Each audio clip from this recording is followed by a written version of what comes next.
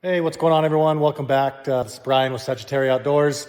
Today, I'm going to be building my arrow that I'm going to be using in September for an Idaho elk hunt, and also in October, early November for a North Dakota mule deer hunt. And basically what I've got behind me here is a paper tuner that I've set up at home. You could do the same thing. It's fairly straightforward and simple, but I shot a couple arrows through paper with the setup that I use for my spring bear just to kind of get a starting point. I've already checked the timing, I've already checked the camling and things like that. So I got a pretty consistent tear here that when I start building these new arrows, I'm gonna do the front components first so I can do some bear shaft tuning. Once I get that all straightened out, then I'll go ahead and fletch them up and we'll come back and we'll check to see what sort of changes need to be made and get that perfect bullet hole.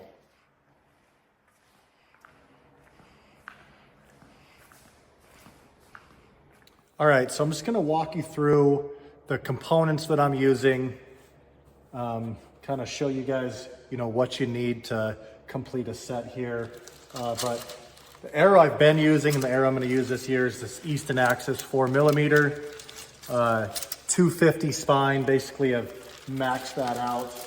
A lot of the guys with my draw length and the poundage that I shoot, when you got to go up to that 250 spine, and when you're using a micro diameter arrow, your GPI is pretty heavy. So we are kind of limited to the components that we can use. But when this is all said and done, arrow weight's going to be between 500 and 510 grains.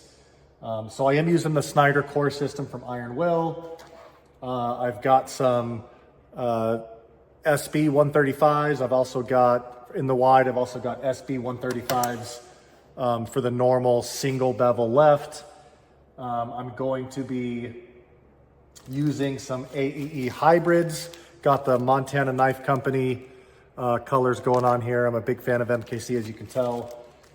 Great skinning knives, and Hellgate hatchet I love as well. But to bond these AEE hybrids to the arrow, we have the AEE adhesion kit. For the up front components, I've got the Snyder core insert tool, made specifically for the micro diameter extra depth on those Snyder core components. The field tips are SB 135 to go along with the weight of the broadhead. For the hit insert, I'm using the 15 grain.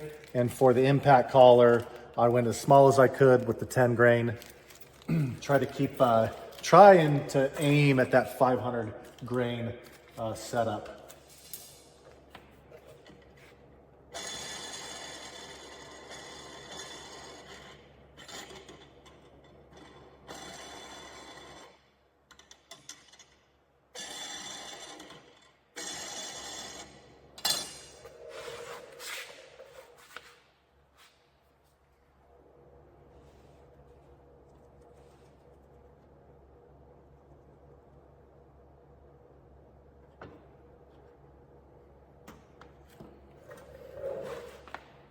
All right, so got my arrows measured. I'm using the D-cut saw with the foot pedal. What's nice about this is that you can, whatever measurement you take, it's got a board here, you can set it in place so that every arrow, I did mark all of them just to see if I got any movement here. I had a visual, but you can lock this into place. That way you can just mark one arrow essentially and put it on the cutter and get it cut.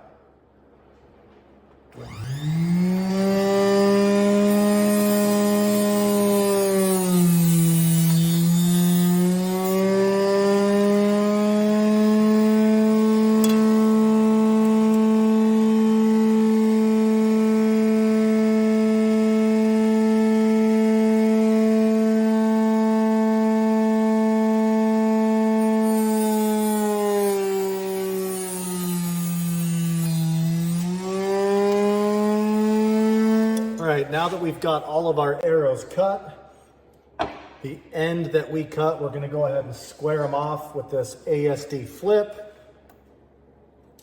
I try to go you know, one direction, just kind of get it level and hit it about 4 times. Check it, nice and smooth. Ooh, maybe a little burr there.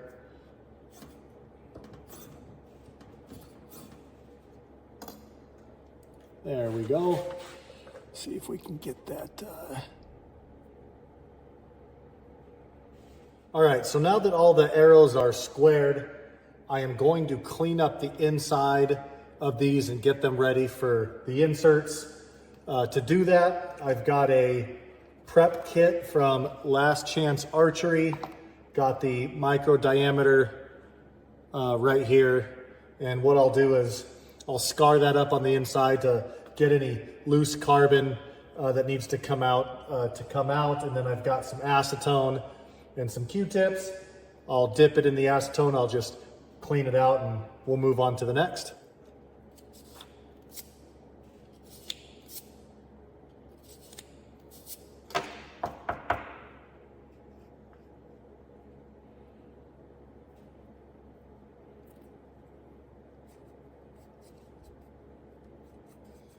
All right, so now that all the arrows are prepped, there is one last step that I take before putting the inserts into the arrows, and that's just going through the arrows, going through the components, weighing them all out to match everything up to try to get every single arrow to be as close to the same grain as I can. Normally there's 4 to 6 arrows that are a grain or 2 off on either side. Same with the components, and you can kind of go through and match those up to try to get them all to equal the same grain. So essentially, when we're all said and done with the 12 arrows, every single one will be plus or minus a single grain. All right, so I just got done weighing just the shafts. Just like I thought, I had about 4 that were a little bit off. All these right here were 299. The 3 up top were 300. This one below was 298.6, so just a little bit off. So what I'll go through is go through the components, the impact collars, the inserts, and the field tips, and we will just go through and match everything up, try to get them all. All right, so I just got done weighing all the components. Man, big shout out to Iron Will. All of the field tips were exactly 135 grains, and the biggest variance out of all the components was 0.2 grains. So everything you can tell just by weighing it, super high quality, and just appreciate that. It makes things a lot easier. All right, so I've moved on to gluing in these inserts. I'm using this Easton Quick Bond. I do also have hot melt, but just because this is the setup that I'm gonna be hunting with in the backcountry, I really don't want to take any chances. So I'm using this maximum straight Easton Quick Bond. When they say it bonds quickly, it bonds quickly. It says 30 minutes you can use. If you make a mistake, you use too much glue, you get something to where it shouldn't be, you don't have but a couple seconds to pull it back out and undo it. So you see this kind of ribbed area here on this insert. That's where I'm going to put this glue.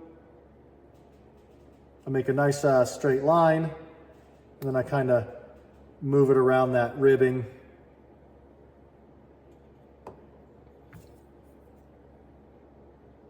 Make sure that this tool goes all the way in. Okay, and then pull it out. Good to go. What I do for a test is I do test a field point with it just to make sure everything's going in and out, like it should. That's about the spacing you want. That's how you know you kind of got it in there where it should be. Screw it in, give it a little tug, everything's good, take it back out. Make sure there's no glue on the threads. We are good to go. And then I just rinse and repeat till all 12 are done. All right, so now that we've put our components on, you can see I've got the impact collar, the field point, and obviously the inserts in there. We're gonna go ahead and shoot from about 6 yards through paper and see what sort of tear we get, and go ahead and make some adjustments accordingly. So.